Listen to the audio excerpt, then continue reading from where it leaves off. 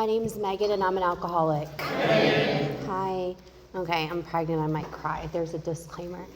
So, I grew up in a normal family. My parents were not alcoholics. My dad was a gambler. There was plenty of love and happiness in the house. I was very involved in school, sports, singing, year-round. I didn't hang out with people that, drank or did dry goods. Honestly, it scared me,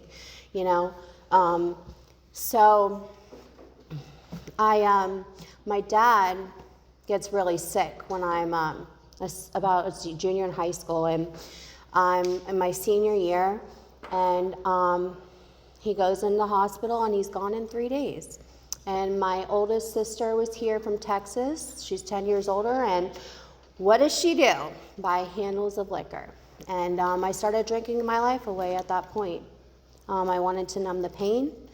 I didn't want to feel it. I became very depressed. I was dually enrolled in college. I started not showing up to class. I graduated high school with a great GPA, but he was my football coach all 4 years. He gave me an incomplete because I just wouldn't go to school the last month. I'm still in college, and my friend's like, well, why don't you work at a club? Well, I can do whatever I want. I can drink free, it works with my college schedule and all that good stuff. So I'm like, sure, why not? So I'm making a bunch of money. There's plenty of alcohol around. I'm now introduced to some things that I've never seen before, people I've never hung out around before, and that becomes the norm. I could work a double if I wanted. I could stay up all night. I could stay up multiple days, and that became normal to me. So I do that for a few years, and I drop out of college for a second time. I think I'm ready to go back, and that was pretty much my life until my parents decided I should go to detox at 20. So I go to my first detox, and I get out, and I'm back 2 months later. By this time I've graduated to other dry goods. And I was a complete mess. You could Baker Act me and they're gonna release me because I'm an alcoholic, I'm not crazy, but literally I was insane, The insanity of everything going on was a mess. That second time I went back, I went to my first rehab, and I get out and I did fine, but I thought that that other substances were the issue. I didn't think alcohol was my issue, I could control it. So of course I still drank here and there. I think I got out a couple weeks before my 21st birthday. We go to the casino. My dad is, been sober for years because of AA, and he's looking at me crazy because I'm having a drink, and I think it's just fine. So, I still drink here or there, and I'm the one that gets on the bar. I'm crazy. I'm blacked out. I don't remember. I'm going to fight you. I don't care if you're my family. It gets to that point, and it's fun until it's not. So I get pregnant with my son. My son's 9 months old, and I relapse because we get in a car accident, and a doctor prescribes me meds. So there, it all spiraled out of control. And that was about a year, and almost 2 good years that I was out there, not being a mother, not being a significant other, not taking care of any of my responsibilities. I couldn't be a daughter, a sister. Nobody wanted anything to do with me. So what do? They have me arrested because nowhere, I couldn't, get into any more detoxes. I couldn't, Baker acting just didn't work anymore. They wouldn't even Marchman act me. So I went to West Care, and I really didn't work on myself there. I get out, and I had 22 months, and then I relapsed again. I'm a chronic relapser.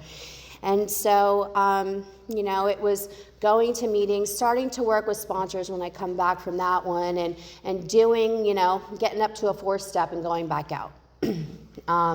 And then the craziness would start all over again. I'd get everything just to lose it all again.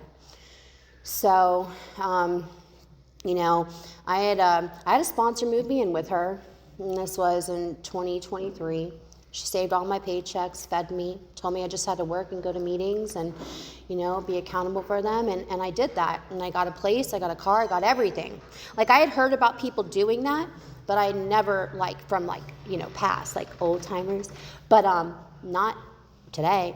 And she did that for me. And I got everything. I changed my job. I'm in real estate school. I'm working 15 hours a day, doing that on the way home on Zoom and getting home studying law while I'm in medical. And I'm insane. And then I understood after I relapsed why she told me I shouldn't do all that. You know, I thought my disease tried to tell me I'm not smart enough, I'm not good enough, you know. So I lose the apartment 4 months after I got it, totaled the car the day I moved out, brand new car. You know, all those blessings I got were just gone. You know, one of my friends is here that I called. I was, you know, everything. Everybody, someone had told me, your family, everybody that loves you is going to be done with you. And that's what it was this time. You know, I had died a couple of times. You know, the book talks about, will be about the jumping off place. We'll know loneliness is just few do, and we wish for an end. I wished for an end. God wouldn't even let me have it, you know? And so I called them, and they came pick me up, and they took me over to Tampa and took me to a bunch of meetings, fed me. I'm out of my mind, but they understood.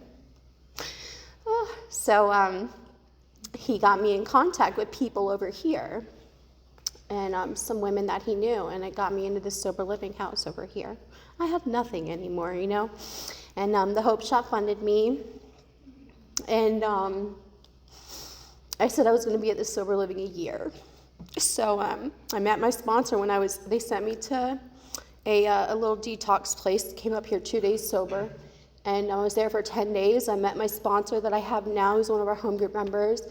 I met another home group member online, and then I chose another sponsor. She came and picked me up from that detox and took me to a meeting. These are tears of happiness because I wanted it so badly, you know, and I jumped right into my steps.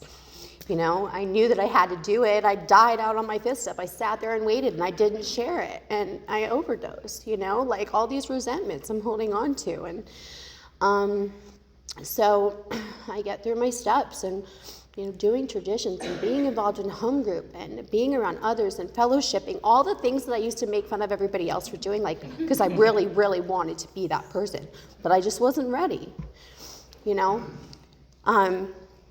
You know, I got through the work, and I felt this relief, and my family started to see a change in me. My mom would be like, oh my God, there's no more reaction, you know, like we could just have a conversation. I could be a mother to my son again and actually be present when I was there, not just be there. And I started working with others. I didn't think I was ready, like how am I going to sponsor people? But, you know, it's been great. You know, I realized like what it really does for somebody like me, and I always wanted to be able to sponsor somebody, but and I could never get there. You know, this last year has been a lot that's gone on in my life, and I've never found a reason to pick up a drink. You know, I've called women. I've gone to like 4 meetings a day if I really had to, if the day allotted it. You know, I did what I did. I cried. I used to use over feelings or drink over feelings, and like today I don't have to do that type of stuff, no matter what is going on. And that's huge for me, because I just like to reach for anything, you know. But yeah, if I made a move, I made a change, I did everything different, and it's changed my life. That's all.